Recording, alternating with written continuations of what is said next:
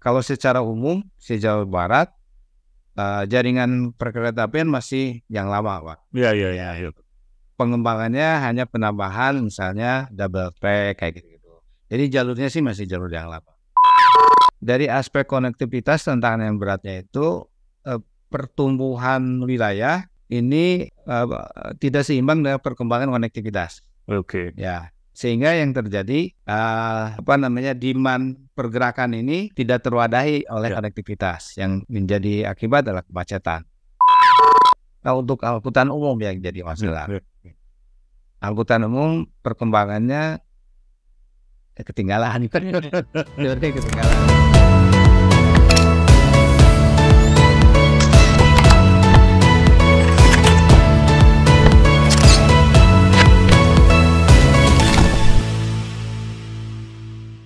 Nah, mungkin ada juga selain ada multimoda, bagaimana laut, udara, darat, kereta. Menarik juga. Itu dari aspek konektivitas jalan jalan lah. Dari aspek jalan. Nah, konektivitas juga tadi betul bahwa dibangun juga oleh infrastruktur moda yang lain. Ada kereta, kemudian ada juga udara. Kalau laut itu cenderung antar pulau. Tidak ada antar kabupaten kotanya. Nah, untuk kereta pengembangannya lebih banyak di kawasan aglomerasi, ya di Bodebek ataupun misalnya di rencana di Bandung Raya itu sudah ada rencana yang untuk angkutan kereta. Kalau secara umum se-Jawa Barat jaringan perkeretaapian masih yang lama, Pak. Iya. Pengembangannya hanya penambahan misalnya double track kayak gitu. Jadi jalurnya sih masih jalur yang lama. Dan jalur lama ini ada juga yang perlu direaktivasi lagi. Itu ada beberapa reaktivasi yang sekarang sudah berhasil, misalnya dari Bandung sampai Garut. Nah itu. Kemudian ada juga sampai ke Banjar, kemudian nanti ke Pangandaran. Yang di Bandung Raya konektivitas kereta dari misalnya Ranca Ekek sampai Jatinangor. Nah ini yang masih dalam program data. Kemudian di wilayah barat Sukabumi Bogor. Nah itu ada reaktivasi juga. Kemudian kalau bandar udara yang aktif ini Kertajati yang pindahan dari Persib itu menjadi bandar kebanggaan Jawa Barat.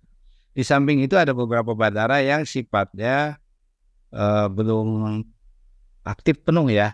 Seperti Nusa Wiru ini baru terbatas penerbangan, maskapainya baru satu. Kemudian ada juga di Tasik dan di Cirebon, itu bandara punya Angkatan Udara. Kemudian ada juga rencana pengembangan bandar udara misalnya di Sukabumi. Ini juga masih rencana, belum ada realisasi yang menjadi prioritas. Kemudian untuk moda pelayaran yang berkembang itu penyeberangan saja. Penyeberangan misalnya di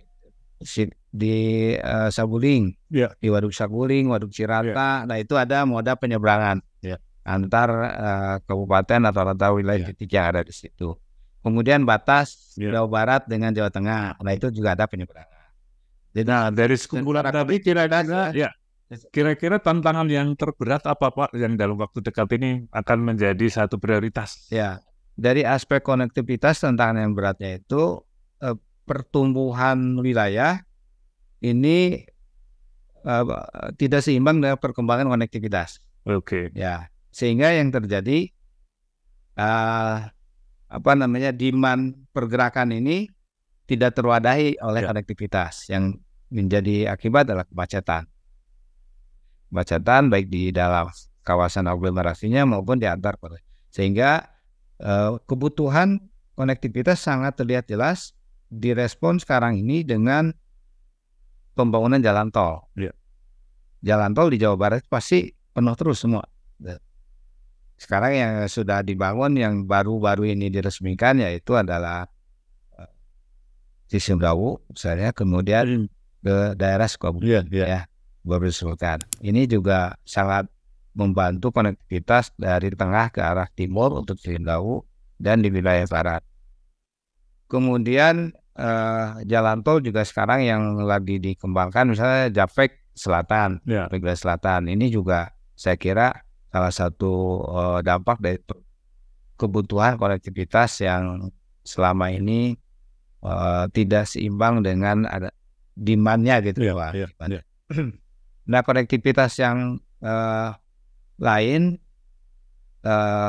kereta, adanya kereta cepat menunjukkan pergerakan, ya, perkembangan pergerakan akibat pertumbuhan wilayah ini terlihat gitu kebutuhannya tuh, sehingga kereta cepat menjadi salah satu hal keberadaannya ternyata tidak mengganggu juga yang lama itu tol. Tol juga masih penuh gitu. Kereta cepat juga penuh juga. Jadi pertumbuhan pergerakan orang di Jawa Barat ini luar biasa. Nah, kalau data itu tinggi. Nah, karena berkaitan dengan industri transportasi, bagaimana Pak mengenai seperti tadi ada kereta, ada bis, ada travel, ada angkutan online gitu ya. Nah, ini kalau bicara tentang modanya, sarana angkutannya itu dari aspek indikator transportasi ini masuk ke indikator aksesibilitas. Kalau tadi sistem jaringan jalan itu pada aspek konektivitas, untuk aksesibilitas ini didukung oleh beberapa faktor. Selain kinerja jaringan jalannya tadi, juga aspek moda transportasinya. Nah, moda transportasi ini kita bisa bedakan dua, antara kendaraan pribadi sama kendaraan angkutan umum. Kalau pertumbuhan kendaraan pribadi saya kira sama-sama sudah tahu lah, seperti itu, dan rasanya itu supporting pemerintah sangat kuat. Nah, untuk angkutan umum yang jadi masalah. Angkutan umum perkembangannya ketinggalan. Ya, dibandingkan dengan DKI Jakarta, Jawa Barat itu menurut saya ketinggalan. Teknologi yang berkembang di angkutan umum itu di luar sudah sangat luar biasa, ya. Baik dari standar pelayanan minimalnya maupun dari teknologi angkutannya. Nah, kita ketinggalan.